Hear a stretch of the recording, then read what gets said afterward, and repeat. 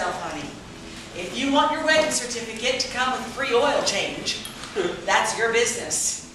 Elvis is coming to sing his greatest hits live and in person, direct from Scotty's Tavern in Clovis, New Mexico. So spread the word.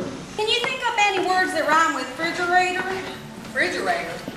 In this new song I'm writing, it goes, I put my heart in the refrigerator. What on earth for?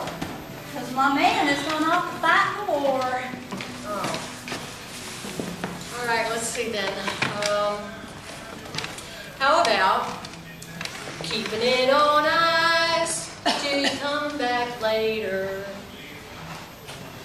Keeping it on ice till you come home to me later. Yeah, like that. Oh, I like that. I'm looking for my wife, and she's gone missing. That's Reverend Eugene. You're no reverend. Damned if I ain't. I got a card right here in my wallet from the Progressive Universal Church of Life. Patty's gonna have regrets one day. Never gonna find someone as good to her as I was. Hold that curtain shut. Don't let anybody back here. I don't care who the hell they are. Oh my God! Do you know who that is? Well, it looks kind of familiar, but That's Jesus Christ! I was named after my father. He didn't approve of the way that I turned out and wanted his name back. I just picked Rodney out of a hat. I'll probably just end up saying I see it. It's just easier. I saw the Virgin Mary, though, once. I really did. She appeared in the grease pan of my friend Lydia Harper's George Foreman grill. I'm going to be Amanda in the Glass Menagerie someday. It's always been one of my dream parts. But the one at the very top of the list is Martha. And who's afraid of Virginia Woolf? I'm Fred Blumenthal, and I'm sitting here in the playing space of the Dayton Theater Guild on Wayne Avenue. And we're going to be talking a little bit with members of the cast and the director of the upcoming production of Blue Moon Dancing by Ed Gratian. Ed's was produced here some years ago when you're coming back to the Five and Dime, Jimmy Dean, with great success. And we're looking forward to this. And we think it's going to be a terrific show. Let's talk first to our director, Greg Smith. Greg is a longtime member of many theaters in town, with us particularly now, one of Dayton's leading theatrical lights. He's a member of our board and also a member of the Dayton Hall of Fame. And he's been an actor, director, set designer, just about everything else you can imagine. Let me ask you the first question about the play. Tell us a little bit about the play, if you would, please. The Blue Moon Dancing is about a small dance hall in a little town in a little, that I thought was a real town, and I'm from Texas, and it's not. A little hole in the wall, a dance hall that people gather from 9 to 3 every day to dance their woes away. It is a group of the most dysfunctional, miserable, unhappy people that you're going to ever run across, much like your neighbors. It's funny. There's a lot of funny things in it. If you happen to see Come Back to the Five and Dime Jimmy Dean, then you will recognize Ed Gracek's work in this play. It has that same feel to it. There's a lot of funny things that go on and funny things that happen to him, but it's really a sad group of people. Except for Eugene. I don't think Eugene is sad. No. Eugene's pretty happy. He's simple but happy. Okay. What drew you to the play in particular? Several years ago, I was contemplating the possibility of moving to Dallas. And moving back to Dallas. And so I was going online, checking out the theaters and who's doing what. And one of the main community theaters there was doing the Blue Moon Dancing. And I didn't know anything about it, but the premise of it sounded really cool. And so I tried to find the play, and it wasn't available anywhere that I could find. So I contacted the artistic director of that theater, and I said, how do I find this play? And he said, well, Ed Gracek wrote it. He still has it. It hasn't been published yet. Here's his email address. So I emailed him, and he sent me a copy of the play to read, and I really, really liked it. And he said, well, I'm still working on it, but whatever. Now this was probably 3 years ago, 2 years ago. So we considered doing it in part of our season, but it really didn't fit in the lineup that we had. But this year it came back to the table and we went, yeah, that would be really cool. I'm not sure why we thought it was going to be a great holiday show, but you know, I don't know. That's how it came about. Let's move on to the cast, if we may. Let's move in kind of clockwise fashion. Wendy Michaels, I think the last scene on a Theater Guild stage in Ravenscroft. Wonderful job, we might add, too. Let me ask you, she's also a board member at Theater Guild. Let me ask you who you're playing, and tell us a little bit about them. I'm portraying Nadine. She's losing her voice, don't push it. Yes, I have to save my voice. She's a little bit quirky. She's a little bit nervous. She has her moments. But I don't want to give away too much because she's a lot of fun, and I want you to come out and see her. Moving on to Rick Flynn. Rick was in a couple, most recently with AB's Irish Rose at the Playhouse, right? Yes. At the Playhouse. But you were in The Best Man for us, as I recall. Was. Tell us a little bit about your character. Howard's very interesting. His wife is missing, and he has reason to believe that she's been at the Blue Moon. And he comes and sort of connects with Connie a lot. He's a sad guy, but I love that in the end he has hope. Deborah Kent, you're up next. I'm Della, the owner of the Blue Moon. It's a bar and dance hall.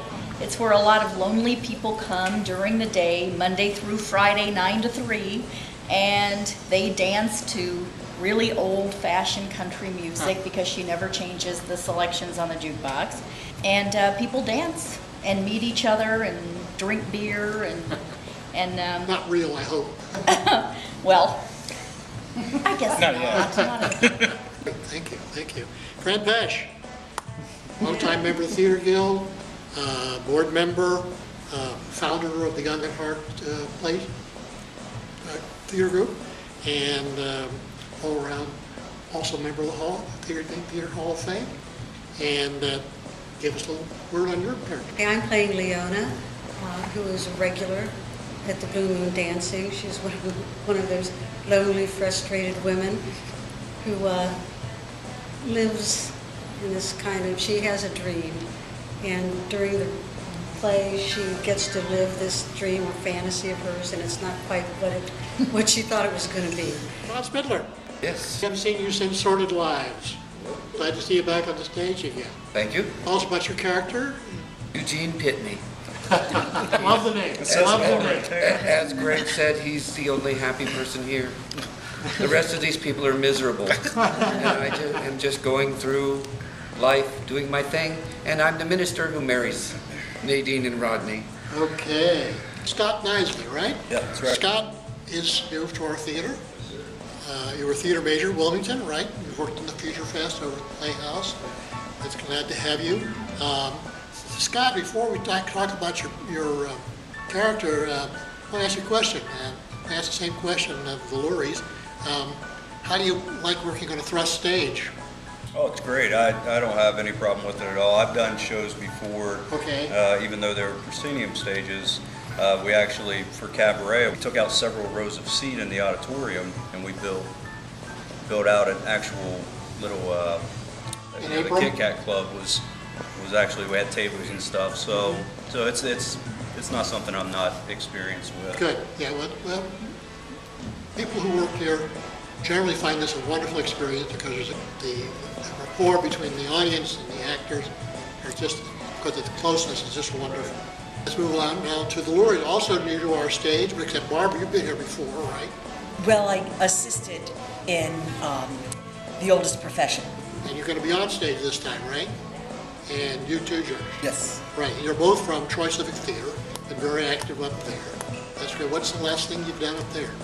We just closed last weekend, 25th annual Putnam County Spelling Bee. Oh yeah, that's a good show. And how have you enjoyed working here so far? Love it. Cast is great. Greg is, a pain in the ass, but a good guy to work with. Love working on the stage. It's unlike it's So it's a lot like. it is. It's It's a a, lot it's a like this. thrust, but so you get to play to all three sides of the audience. Okay, we're going to talk to Marcia Nowak, who just came off not too long ago doing the theater show here at Theater Guild, The Oldest Profession. I think she was wonderful and the show was great. Glad to have you back. Last thing you did before that was Independence, was that right? Here, yes. Right, yeah. Which Fran directed, so it's nice to be able to be Yeah. on stage with her now and share some of that, whatever we're sharing on stage. I play Roselle, and Roselle, I don't think is aware that she's miserable at all. I think she's rather chipper, one might say, and she has her own dreams and her own fantasies. Yeah, it's hard to talk too much about some of these characters because of what the show reveals about them, like an onion peeling layer after layer and getting too into detail about the characters, I think for me is giving away too much other than to say it's a beautiful onion. Kenny Fisher, you're long time theater, well, let's call you veteran, how's that?